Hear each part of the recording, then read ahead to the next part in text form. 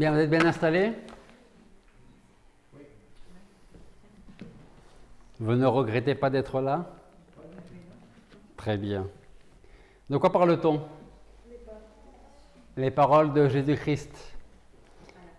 La première, c'était la parole du pardon. Père, pardonne-leur. La seconde, le salut. La parole du salut. Aujourd'hui, tu seras avec moi au paradis. La semaine dernière, nous avons vu « Femme, voilà ton fils ». C'est la parole d'affection. On va voir ensemble ce matin une des paroles parmi les plus difficilement mesurables. Et vous verrez par vous-même qu'elle peut être difficile à saisir, mais en étudiant bien la parole, cette parole en question avec l'aide de l'Esprit de Dieu, je pense, je l'espère, deviendra beaucoup plus compréhensible pour nous. Alors je vous invite à ouvrir vos Bibles dans l'Évangile de Matthieu au chapitre 27. Matthieu chapitre 27 à partir du verset 35. Matthieu chapitre 27 à partir du verset 35 et nous lirons jusqu'au verset 47. Et après l'avoir crucifié, ils se partagèrent ses habits en les tirant au sort afin que ce qui était dit par le prophète s'accomplisse. C'est-à-dire, ils se sont partagés mes habits, ils ont tiré ma robe au sort. Et s'étant assis, ils regardaient là, ils mirent au-dessus de sa tête la cause de sa condamnation ainsi écrite, celui-ci est Jésus, le roi des Juifs. On crucifia en même temps avec lui deux brigands, l'un à sa droite et l'autre à sa gauche. Et ceux qui passaient lui disaient des outrages, branlant la tête et disant, « Toi qui détruis le temple et qui le rebâtis en 3 jours, sauve-toi toi-même. Si tu es le Fils de Dieu, descends de la croix. » De même aussi les principaux sacrificateurs avec les scribes, les anciens, disaient en se moquant, « Il a sauvé les autres, il ne peut pas se sauver lui-même. S'il est le roi d'Israël, en tout cas comme c'est marqué au-dessus de sa tête, eh bien qu'il descende maintenant de la croix et nous croirons en lui. » Il s'est confié en Dieu que Dieu le délivre maintenant s'il lui est agréable, parce qu'il a dit « Je suis le Fils de Dieu ». Les brigands qui étaient crucifiés avec lui l'injuriaient de la même manière. Or, depuis la 6e heure, il y eut des ténèbres sur tout le pays jusqu'à la 9e heure. Et vers la 9e heure, Jésus s'écria d'une voix forte en disant « Eli, Eli, lama sabachthani », c'est-à-dire « Mon Dieu, pourquoi m'as-tu abandonné ?» Et quelques-uns de ceux qui étaient présents, ayant entendu cela, disaient « Il appelle Eli ». Prions. Père Céleste, nous voulons te remercier parce que comme nous l'avons dit, nous sommes dans ta présence, dans ta maison, avant d'être un jour dans ton royaume. Alors Seigneur, dispose-nous favorablement ce matin pour entendre ta voix, la garder, la retenir et la mettre en pratique. Merci de bénir chaque personne, Seigneur, qui va entendre cette prédication, que ce soit maintenant ou un peu plus tard. Et je te prie pour que tu continues d'œuvrer dans nos vies, dans nos cœurs, pour ta gloire. Et c'est dans le nom de notre Seigneur Jésus-Christ que je te prie. Amen. Alors ce matin, je voudrais utiliser le verset 46 comme texte, le verset 46 qui nous dit « Vers la 9e heure, Jésus s'écria d'une voix forte en disant « Eli, Eli, lama sabachthani », c'est-à-dire « Mon Dieu, pourquoi m'as-tu abandonné ?» S'il se trouve un événement immense dans l'histoire du monde, c'est sans aucun doute la crucifixion de notre Seigneur Jésus-Christ. Le cri que Jésus-Christ a poussé vers le ciel est très certainement la déclaration la plus troublante de toute la scène.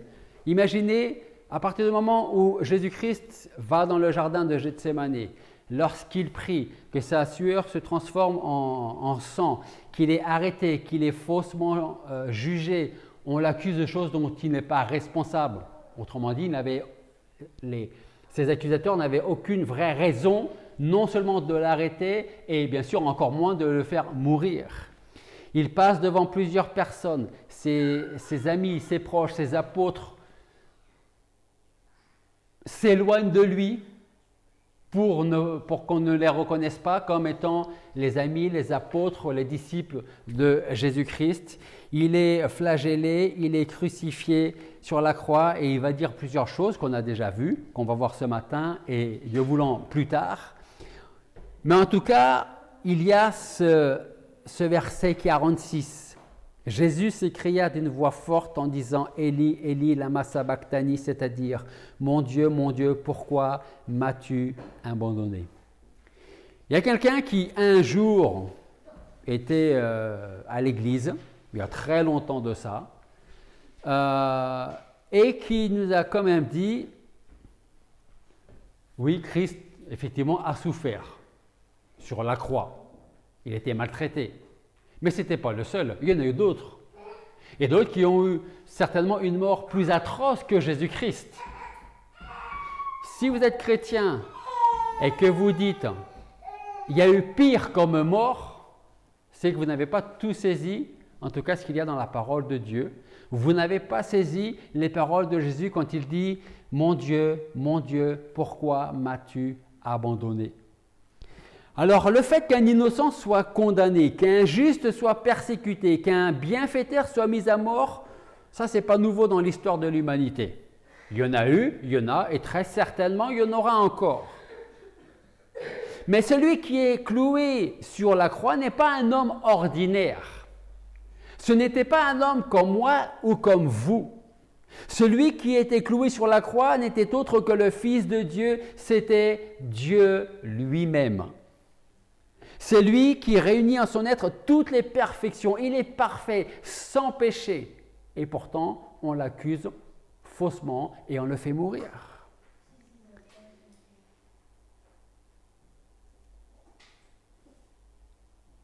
Celui qui souffrait sur la croix n'était pas seulement l'homme parfait, il était et il est encore aujourd'hui le Fils de Dieu, et c'est très certainement aussi pour cela que les hommes s'efforçaient de faire mourir Jésus-Christ. Et aujourd'hui encore, le désir de l'homme est qu'il n'y ait pas de Dieu. Et certains diront, comme dans le psaume 14, verset 1, qui dit « L'insensé, le fou, dit dans son cœur, il n'y a pas de Dieu. » Et vous savez, à partir du moment où il n'y a pas de Dieu, qu'est-ce qui m'interdit de faire ce que j'ai envie de faire ? Rien, à part peut-être les lois des hommes. Parce que si je vole à l'étalage ou je vole quelque chose de bien plus important, si je me fais attraper, je vais craindre la loi de l'homme parce qu'on risque de me mettre peut-être en prison. Mais ça va s'arrêter là.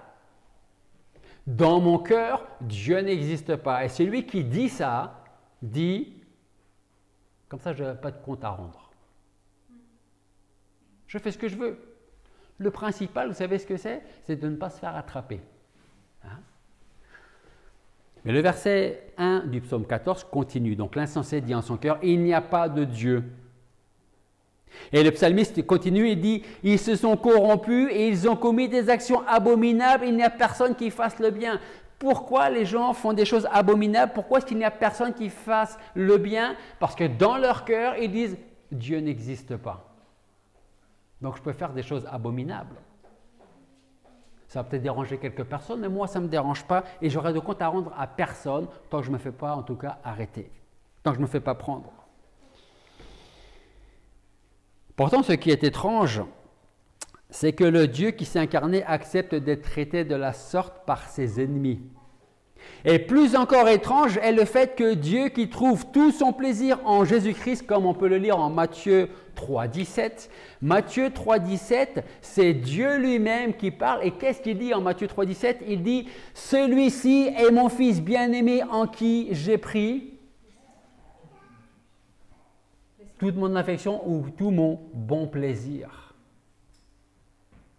Celui-ci est mon Fils bien-aimé en qui j'ai pris mon bon plaisir, en qui j'ai mis toute mon affection. Et qu'est-ce que cette même personne, Dieu, va faire à son bien-aimé? Il va le livrer à une mort infâme. Eli, Eli, lama sabachthani, mon Dieu, pourquoi m'as-tu abandonné? C'est compliqué de se faire abandonner de ses proches. Ça peut être compliqué d'être abandonné des hommes. Ça peut être pire encore d'être abandonné par sa propre famille. Mais être abandonné par son Créateur, ça doit être une chose encore plus terrible que ça. Et malheureusement, c'est ce qui va arriver à tous ceux qui rejettent Christ, parce qu'un jour viendra où ils seront rejetés à leur tour. Et ce jour sera terrible. Imaginez pendant quelques instants ce que sera ce jour béni pour ceux qui sont en Christ.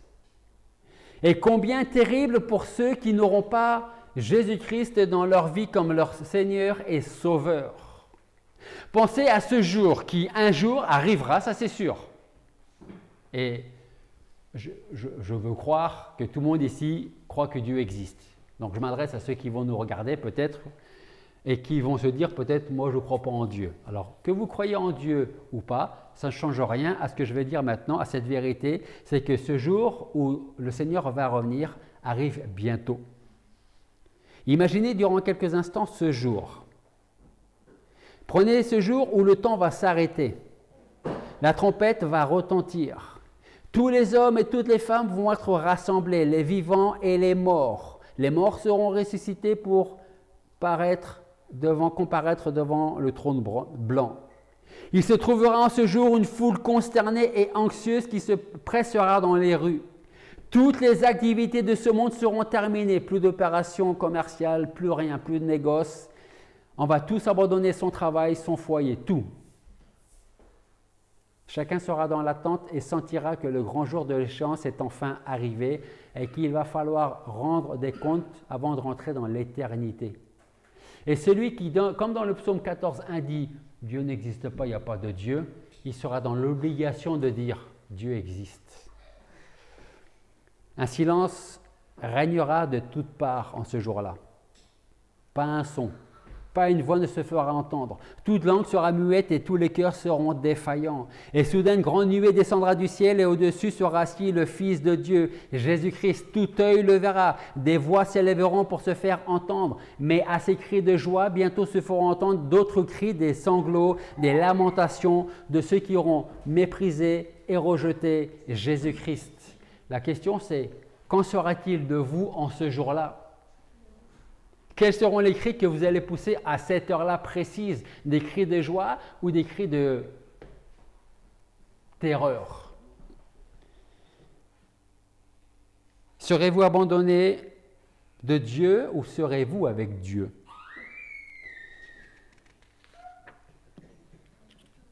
Vous entendrez la voix du Fils de Dieu dire, ça c'est Matthieu 13:30, ramassez l'ivraie et liez-la en faisceau pour la brûler. Alors ceux qui ne seront pas en Christ seront pris, ils seront liés et jetés dans le feu ardent, éternel. Et alors vous entendrez ces dernières paroles. On trouve en Proverbe 1, 24 à 33, qui dit: aujourd'hui, c'est encore ce qu'on appelle le jour de grâce. C'est-à-dire qu'aujourd'hui, vous pouvez venir au Seigneur si ce n'est pas fait. Une fois que vous êtes mort, c'est terminé, c'est trop tard. Nous sommes sous la grâce de Dieu, c'est jour de grâce aujourd'hui. Mais un jour, les paroles que vous entendez qui vous incitent, qui vous invitent à venir au Seigneur, vous ne les entendrez plus. Par contre, vous en entendrez d'autres. Puisque j'appelle et que vous résistez, puisque j'étends ma main et que personne n'y prend garde, puisque vous rejetez tous mes conseils et que vous n'aimez pas mes réprimandes, moi aussi, je rirai quand vous serez dans le malheur. Je me moquerai quand la terreur vous saisira. Quand la terreur vous saisira comme une tempête et que le malheur vous enveloppera comme un tourbillon, quand la détresse et l'angoisse fondront sur vous. Verset 28. Et là, ce verset s'adresse, et donc je m'adresse à ceux qui disent « Dieu n'existe pas ». Ces gens, verset 28, « Alors ils m'appelleront ». Ceux qui aujourd'hui disent « Dieu n'existe pas ». Ces mêmes personnes m'appelleront et je ne répondrai pas. Ils me chercheront, ils ne me trouveront pas. parce qu'ils ont haï la science et qu'ils n'ont pas choisi la crainte de l'Éternel, parce qu'ils n'ont point aimé mes conseils et qu'ils ont dédaigné toutes mes réprimandes. Ils se nourriront du fruit de leur voix, ils se rassasieront de leurs propres conseils, car la résistance des stupides les tue et la sécurité des insensés les perd. Dieu n'existe pas, mais celui qui m'écoute reposera avec assurance. Il vivra tranquille et sera sans crainte d'aucun mal. Jésus s'est donc écrié Eli, Eli, lama sabachthani, c'est-à-dire mon Dieu, pourquoi m'as-tu abandonné? Quelqu'un peut répondre à cette question maintenant? Pourquoi Dieu a abandonné Jésus? Parce que Dieu est saint. Il ne peut pas avoir le péché. Il a supporté tous nos péchés.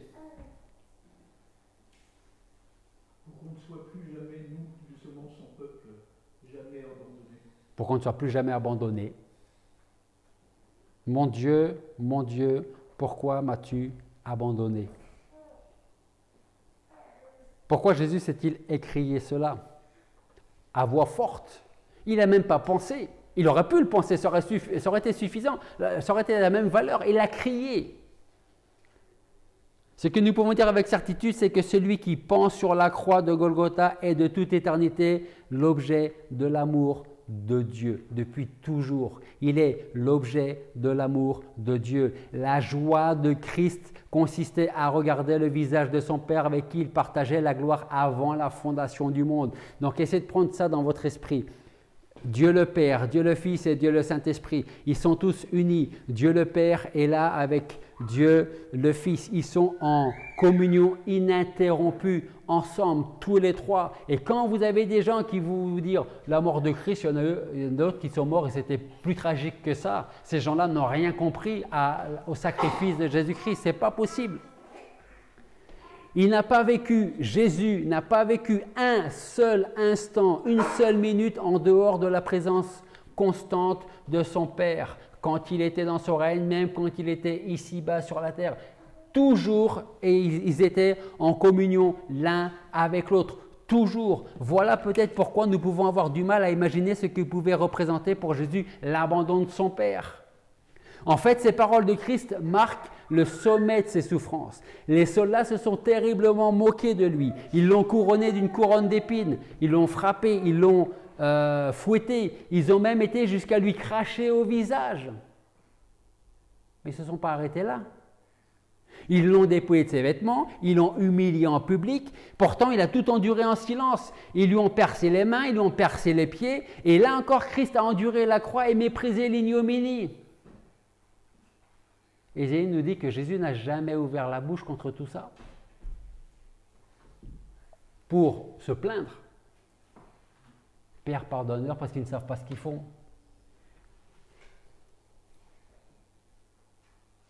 Jésus n'a jamais ouvert la bouche contre ceux qui l'accusaient, même pas pour se défendre. Il ne sort de sa bouche aucune parole de colère contre tout ce qu'il subit. Mais maintenant, voilà la colère du ciel qui arrive sur lui et on l'entend dire « Mon Dieu, pourquoi m'as-tu abandonné ?» Dieu n'a jamais abandonné son peuple dans le passé. Et nous pouvons lire encore aujourd'hui en Jean chapitre 10, versets 27 à 30. « Mes brebis entendent ma voix, je les connais et elles me suivent. Et moi, je leur donne la vie éternelle, elles ne périront jamais, personne ne les ravira de ma main. Mon Père qui me les a donnés est plus grand que tous et personne ne peut les ravir de la main de mon Père. » Depuis toujours, Dieu a été le refuge de son peuple alors qu'ils étaient réduits à l'esclavage. Pensez à l'Égypte, pensez à toute la traversée du désert. Les Israélites ont crié vers lui et à chaque fois,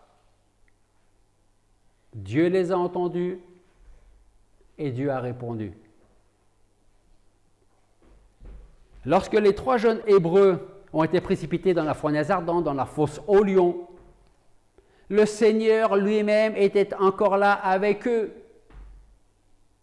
Quand vous criez à Dieu, est-ce qu'il ne vous répond pas? Je ne vous demande pas s'il répond tout de suite, parce qu'il répond, toujours. Peut-être pas tout de suite. Peut-être qu'il y répondra plus tard. Peut-être qu'on va estimer qu'il n'a pas répondu parce qu'il n'a pas répondu comme moi je voulais qu'il réponde. Mais Dieu entend la prière de chacun de ses enfants et il y répond en son temps selon sa volonté.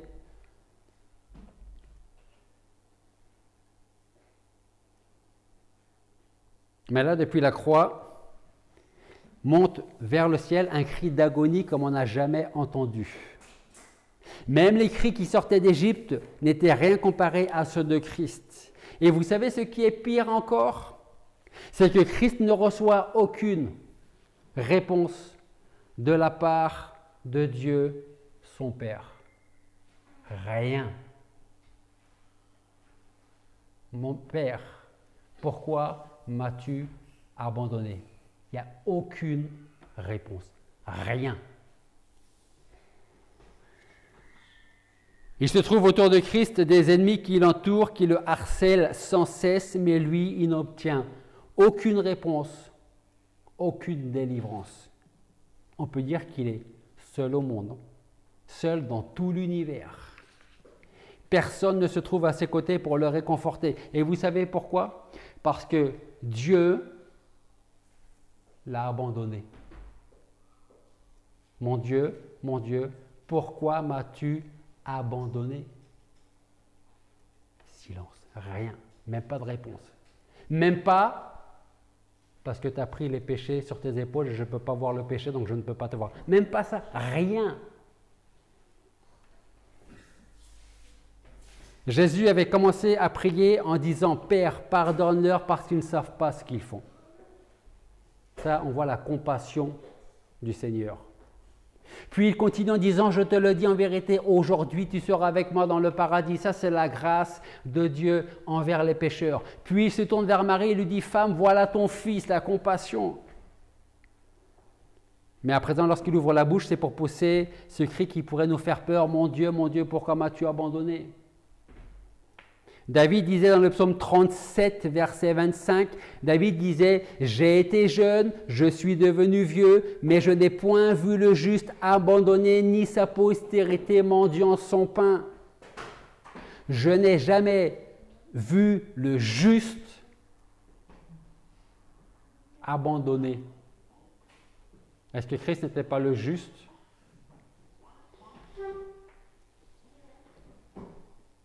Élie, Élie, lama sabachthani, mon Dieu, pourquoi m'as-tu abandonné? C'est plus qu'un simple cri. C'est un cri d'angoisse qui fait trembler toute la terre jusqu'aux entrailles. Pourquoi m'as-tu abandonné?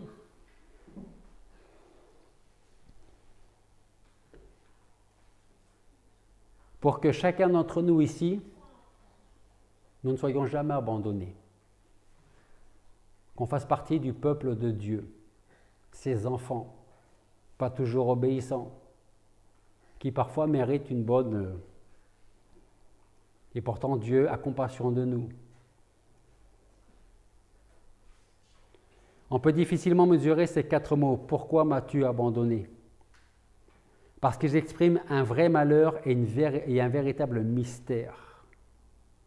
Mais nous ne devons pas être dans l'ignorance pour autant, parce que si ces mots sont graves, ils sont aussi bénis. Car s'ils nous montrent la douleur sans égale qu'a connue notre Seigneur, nous y voyons aussi la manifestation de l'amour de Dieu et la démonstration terrifiante de sa justice inflexible. La croix sur laquelle Christ fut crucifié nous révèle bien la vraie nature de toute chose. La croix sur laquelle Christ était crucifié nous révèle notre propre nature. Elle met en évidence la dépravation totale, non pas du cœur de l'homme, mais du mien, et du tien, et du tien, et du tien. Parce que si je lis la dépravation de l'homme, c'est toujours l'autre, mais ce n'est pas moi. La dépravation de mon cœur.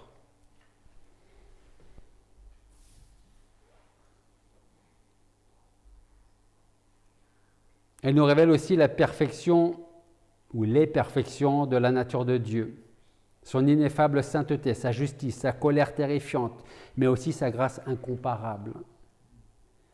En fait, ce que nous pouvons dire, c'est que la scène qui se déroule sur le mont Golgotha nous laisse voir jusqu'où le péché est capable d'aller. Je pense que c'est mercredi qu'on en parlait, entre ce qui se passe à Gaza, Israël, en Palestine, ça peut être en Ukraine, peu importe. On dit, mais jamais on fera ce qu'ils ont fait là-bas. Vous ne savez même pas jusqu'où vous êtes capable d'aller, et moi non plus.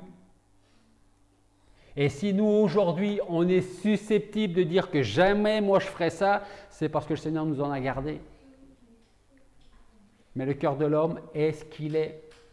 Ce n'est pas parce qu'il est gazaoui qu'il est plus mauvais qu'un Israélien ou qu'un Européen. Non, ça reste le cœur de l'homme. Enfin, la croix met une dernière chose en évidence. Cette chose, c'est le salaire du péché, c'est-à-dire la mort. Le salaire du péché, c'est la mort spirituelle, c'est-à-dire la séparation d'avec Dieu, et cela pour l'éternité. La Bible nous dit que par un seul homme, le péché est entré dans le monde, et par le péché, la mort, et qu'ainsi la mort s'est étendue sur chaque être humain. Voilà pourquoi Jésus devait mourir, pour que nous puissions retrouver cette communion que Ève et Adam avaient avec leur Créateur avant de tomber en tentation et de pécher. Sur la croix, Jésus a reçu le salaire qui était notre salaire à nous. Lui qui n'avait aucun péché dans sa vie, il s'est chargé de nos péchés, de mes péchés et des tiens. Lui, le juste pour toi l'injuste et pour moi l'injuste. Sa mort était le salaire de mes péchés et des tiens. Mon Dieu, pourquoi m'as-tu abandonné? Il y a tellement de choses à dire que on verra la suite plus tard. Cette partie-là se fera en deux parties. Enfin, cette parole-là se fera en deux parties. Mon Dieu, pourquoi m'as-tu abandonné? C'est parce que Dieu ne peut pas voir le péché en face qu'il s'est détourné de son propre Fils. Maintenant, sachez une chose très importante. C'est exactement ce que vous connaîtrez si vous refusez de venir à Christ qui a pris votre place sur la croix. Si vous négligez ce si grand salut, alors vous devrez subir la juste colère de Dieu. Et au fond de vous-même, vous vous direz, savez quoi? Je le mérite. Vous serez comme le brigand repenti. Nous, on mérite d'être sur la croix, pas lui.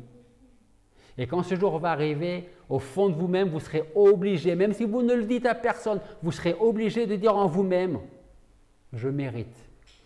Je ne le veux pas, mais je le mérite.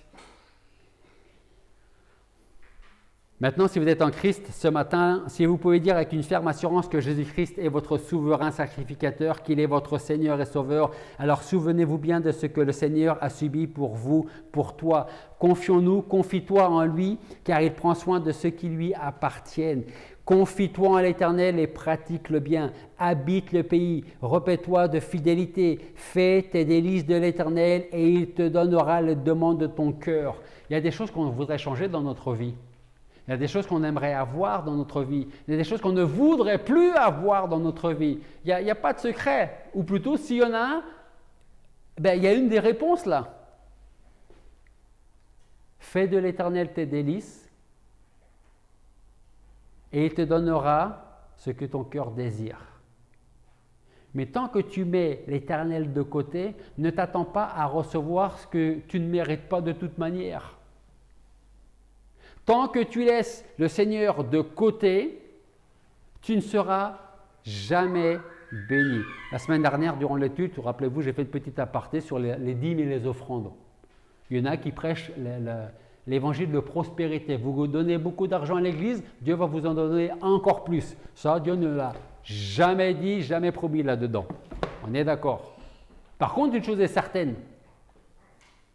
Si tu retournes à Jésus-Christ, que tu lui demandes pardon et que tu lui dises « je t'ai laissé de côté, je te demande pardon », alors là, il va commencer à vous donner ce que votre cœur désire, mais pas avant.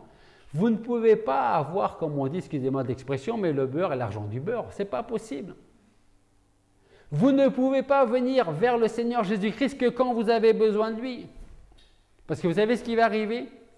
Quand vous aurez l'impression de ne pas être béni ou qu'il ne vous écoute pas, eh bien, vous allez vous éloigner toujours un peu plus. Toujours un peu plus. Et ce sera très compliqué de revenir. Peut-être pas impossible. Mais vous risquez de tomber tellement bas que même, je ne suis même pas certain que nous pourrions imaginer jusqu'où nous pourrions tomber dans la boue, pire que le Fils prodigue, avant que lui-même nous relève pour nous dire, maintenant que tu as fini, puisque tu ne m'écoutes pas, je vais t'expliquer d'autres choses. Rappelez-vous de ce que je vous avais dit il y a peut-être 2 semaines ou 3 semaines. Jésus-Christ, et gardez bien ça à l'esprit, Jésus-Christ est le seul qui va vous relever quand les autres ne sauront même pas que vous êtes tombé. Parce que c'est lui qui vous connaît. Mieux que votre conjoint, que vos parents, que n'importe qui. Jésus-Christ va vous relever quand les autres n'auront même pas vu que vous serez tombé. Prions. Père Céleste, nous voulons te remercier parce qu'à travers les paroles de ton Fils, notre Seigneur Jésus-Christ, nous pouvons peut-être prendre conscience de pourquoi tu l'as abandonné. Même si tout cela nous dépasse, ta grâce nous dépasse. Ton être nous dépasse. Et c'est tant mieux. Mais c'est pour que nous puissions aujourd'hui être présents dans ta maison, te prier, te louer, t'adorer, que tu as abandonné ton Fils durant ces heures sur la croix, pour que nous ne soyons jamais abandonnés. Aujourd'hui, notre Seigneur Jésus-Christ, ton Fils, ton bien-aimé, est à ta droite, il intercède pour nous, il prie pour nous. Merci pour ce don merveilleux que tu nous as fait, que tu nous as accordé. Merci pour ta grâce, merci pour ton salut, merci pour notre Seigneur Jésus-Christ. Et je veux te prier pour que si quelqu'un s'est éloigné de toi, que ce soit ici dans cette maison, ou ceux qui vont nous écouter, alors Seigneur, ouvre-leur leur esprit, leur entendement, leur intelligence, leur compréhension, afin qu'ils reviennent à toi et qu'ils prennent conscience que c'est lui, c'est elle qui t'a abandonné, non pas l'inverse. Seigneur, si nous nous sommes éloignés de toi, alors aide-nous à revenir à toi et à faire de ta présence, de ta parole, nos délices afin de t'être agréable et pour que tu continues de nous bénir.